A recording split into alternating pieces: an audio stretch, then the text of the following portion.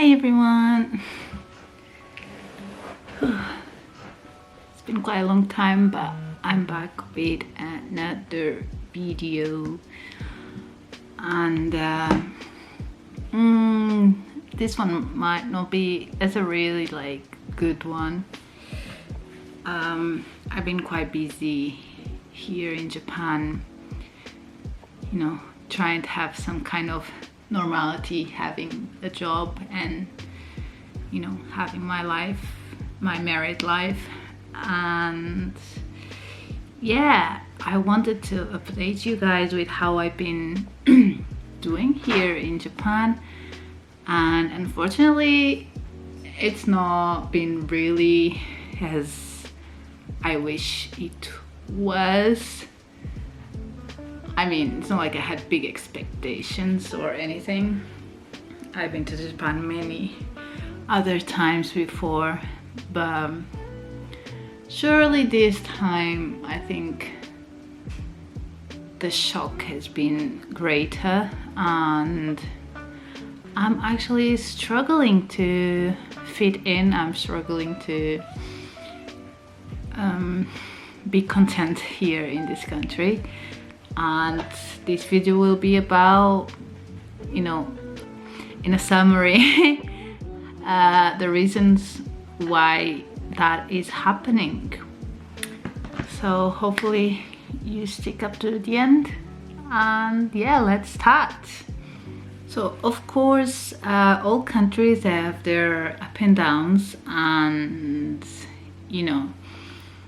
things with after COVID have been making this country a bit more anxious when it comes to people from other countries, and I would say foreigners are still not 100% accepted in this country. I mean, as a reference, normal tourism is still not accepted here in Japan. And yeah, you still have to get some specific visa, and you would need a good reason to come to Japan. It's still not 100% open for normal tourism like other countries. The society, the government, still quite behind when it comes to the precautions and how anxious they are about with COVID-19. So yeah, that's something. So my first point is going to be the fact that I experience a bit of difficulty finding a job in the first months that I came here, for obviously different reasons, but I would point out that the main reasons what I think as a foreigner here is because, well, first of all, I'm foreigner, therefore Japanese is not my first language, and I'm still not in a native level at all. My Japanese is normal to get by every day, and plus I do have tattoos on my body, especially the one that stands out would be on my arm, my sister's name. So in Japan, if you have something that stands out like tattoos or piercings or something, it's gonna be difficult for you to find a job, and they will probably ask you to cover it with some specific makeup or any other accessory, or it would be a straight no, you can't. Japan still has quite of a strict rule when it comes to tattoos, and I struggled in the beginning to find a normal job. I mean, I was refused in a cafe, and I did other interviews. But then in the end, I finally was able to find a normal job at a konbini store. And yeah, I was grateful for that. you know, gotta do something for money. So I was glad about it. So point number 2, I would say, is the fact that no matter where you go,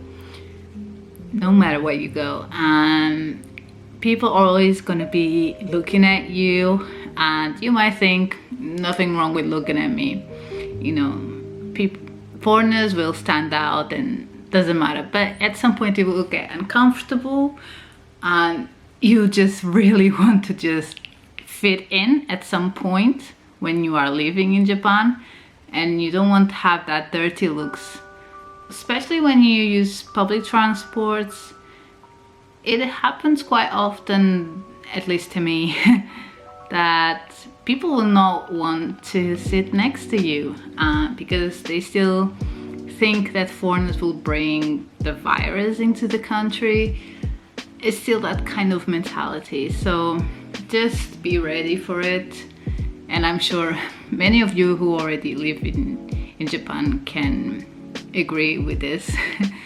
It happens, and you know, you can't take it personal. It's just how they think, and we can't take it personal, so just move on with your day. So my third point would be something more personal. In a personal matter, me being married to a doctor here in Japan comes with extra uncomfortable moments. And Japan is a country where your status goes a long way. So not to say it's really what people care about the most, but being a doctor, being a lawyer,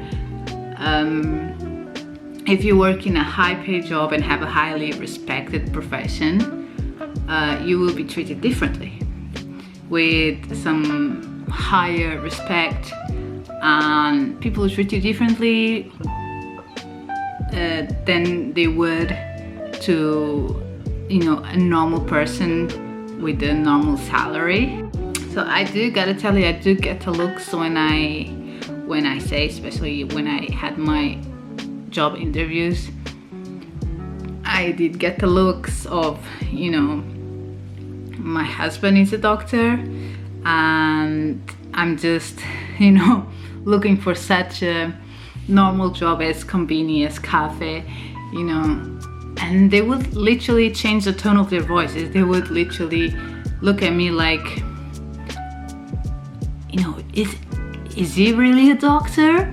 And why are you looking for such a normal job? And, you know, because in their minds, doctors do have money and doctors do have power. So in here, you might as well just stay home if you are the wife or something.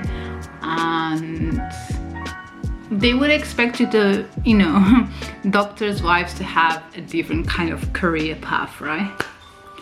So that's something, and I'm just like, no, I'm just normal and I'm happy with it. I don't care about what career I follow. I just, you know, as long as I can pay my bills, I don't mind doing whatever job, as it's, you know, if it's a respectful job. So I don't care if she's a doctor, I don't care about it. I'm just, you know, looking for a job, and if you like me, you do, great, and if you don't, then, you know, let's not compare. So this leads me to my next point, which is, you know, this is a society that is stuck to the mentality that women should stay at home and take care of the kids or the house while men work crazy hours with no time for family. And this country has been having a drastic decrease in birth rate in the past years, and no wonder why. Raising a kid is not just, you know, a one parent's responsibility. You know, it requires both parents to help the kid to grow in a healthy way. You know, there is a society pressure, career pressure to work unreasonable, crazy hours just to please their bosses or their team members and whoever, and that would lead to missing time with family. You know, we can't really blame individuals because it's a society issue that has been kept for way too long. So my next point is, you know, I'm really not okay with a culture where, you know, cheating is glamorized. Because of working hours culture, you know, the overworking hours, the pressure to get married just for status and to follow society thinks is normal. People tend to get married as soon as possible to settle in, and Japanese people are not good at expressing or communicating their feelings or their thoughts. So that is no different in a marriage. So really at some point what can happen is that you share the house with what is meant to be, you know, your spouse, someone who you trust, someone who you communicate freely and openly.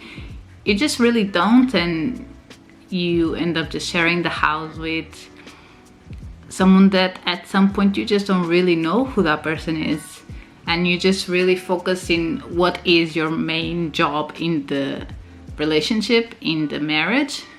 So that leads to mostly women stay at home, take care of the house and cooking and all of that, and the man just goes to work to get the money and work crazy hours, and they barely see each other. You know, it's just focusing in, well, you do this and I do that, and, you know, world peace. So that is not really a good thing. Because I think you can agree with me that marriage needs communication, dedication, care, trust, and balance, you know, all that good stuff. So once some part of it start lacking, you would start look for something new or something different somewhere else. You will get bored. You just not find that contentment in your marriage at home with your spouse, so you are more likely to try to find something somewhere else. So in Japan, many married couples end up having an affair, and shocking enough for us Europeans, many are okay with it because in their mind, duty and care for family, including spouse, can be different than the casual, you know, having sexual intercourse with someone else. Because in their minds, and I quote, their wives are not women, they are family. So of course you will look for separate things like sex somewhere else, when really two people should come together to love and serve each other, from my point of view. So there is a thing that if you think that your husband or your wife is put in this box where, you know, you look at it as a family, someone you need to take care of as family, as you would take care of your mom, of your dad, you would not look at your husband as a man who is there to serve you, or look at your wife as a woman who's there to serve you. So you're gonna find that pleasure somewhere else. So I do, you know, to summarize, I do think that Japanese people only apply the word respect superficially, for example, in society, at work, with the world outside, but when it comes to their private lives, the term to have respect and fully commit to someone is pretty much distorted. So I'll say one of my last points, and I think this is quite personal as well. You know, in Japan, sexual harassment is quite common, and sometimes you see stories or even experiences of such situations. Women are seen as someone who is always there to satisfy men and look good. It's no surprise that Japan has a culture where porn is widely accepted, and it's common. It's common to follow it as a career. it's no secret. And you see, especially in, dramas and books, magazines, everything, you see a lot of nudity, and people tend to go with porn as their career, for whatever reasons. This is not my place to judge. So my point is, it's that porn here is quite popular and is fairly accepted. So I've been seeing many stories from other foreigners where they were followed or sexually harassed in Japan, but I never really thought that it would actually happen to me until it did recently. And this is where my personal story comes, where I recently got sexually harassed at my own workplace by a random customer. And so much has been happening the past month. So it has been a nightmare the past month. It's been really stressful. Me, my husband and his family have been trying to figure out what we're gonna do.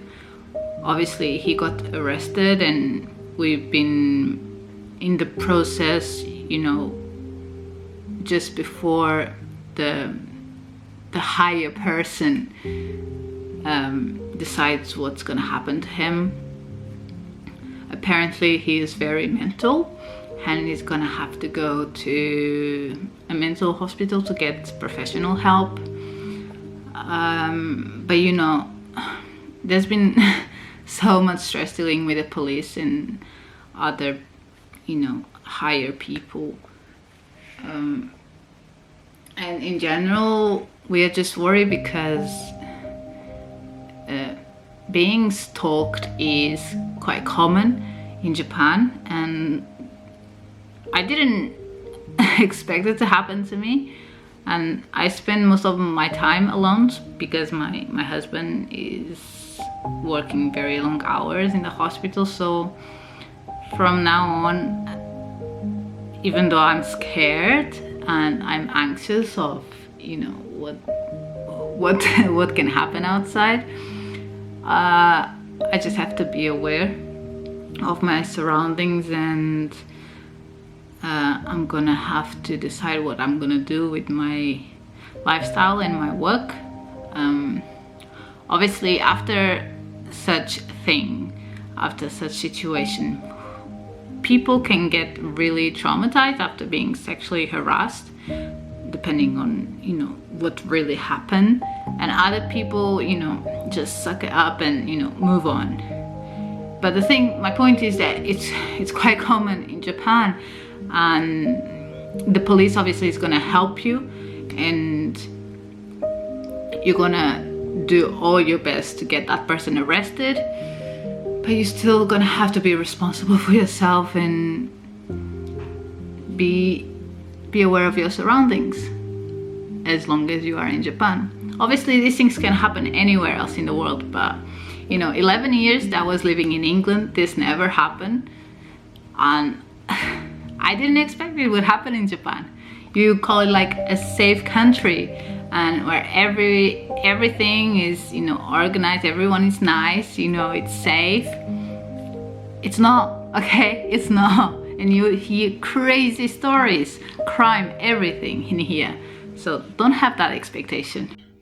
So my camera ran out of battery, so I'm just going to record from my phone this last part of the video. I just wanted to finalize this, by saying, I feel like at this point I'm in Japan really only because of my husband. And it's crazy to think since 6 years ago, I always had this passion for Japan. I loved everything about Japan. Just the fact that it's so different from Europe, and I love the language, and I was so interested in interacting with Japanese people, right? And I always had a great time when I came to Japan the first times. But obviously I feel like that's partially because, you know, I was here for a short time for holiday, and I wasn't here for a long time, where you really have the pressure to fit in society, and there's so much stress with paperwork, so much stress with, you know, finding a job and fitting in as a foreigner. And I don't know, it's been quite interesting for me too, because I see myself thinking about this a lot. You know, I used to just love this country. My dream was to be in Japan, find a job and, you know, settle in here. And this is my life right now. My feelings about this country completely changed after many situations. And I don't really know, you know, I'm just openly talking about this, and I don't really want to give that impression that, you know, I hate this country and no one should come here, and, you know, this is the worst country in the world. It's not that. It's just, you gotta be prepared to face a lot of racism and the dirty looks because you are from another country. You gotta be prepared for sexual harassment, for difficulty in fitting in with Japanese society, and a lot of paperwork. Really a lot of paperwork. Oh my god. And meanwhile, I will keep doing my best for my future, for me and my husband's future, and keep working as I always been in my life, and do my best in this country. I will try to find the good in this country and recover that, some part of that passion for this country. So guys, I think I'm gonna end this video. It really shouldn't take that long. I thought to myself, I'm not gonna take that long with this video. So for now, you know, I'm in a really dark place mentally, and I'm gonna try and focus on what I'm gonna do, especially with my security, you know, with the whole situation from that episode that happened to me. I'm still waiting on the decision if that guy is gonna get arrested, or he probably will be sent to an hospital because of his mental disability, and try to figure out what I'm gonna do with my job and my whole lifestyle. I'm just not good mentally right now, and I've been staying away from social media as well, because I feel like I have a lot of hate, and I don't like when I have that stress and that hate, that horrible feelings that are not mine to keep. So hopefully my next video will be slightly happier. But do know that I will keep posting some more Japan content, and I will keep looking for the good in this country. So guys, please let me know if you live in Japan, or you lived in Japan before, if you experience anything nasty, and what is your opinion. I mean, I'm open to any comments. This is my personal experience and opinion, and what I'm facing, what I'm seeing every day. So anything can happen to anyone.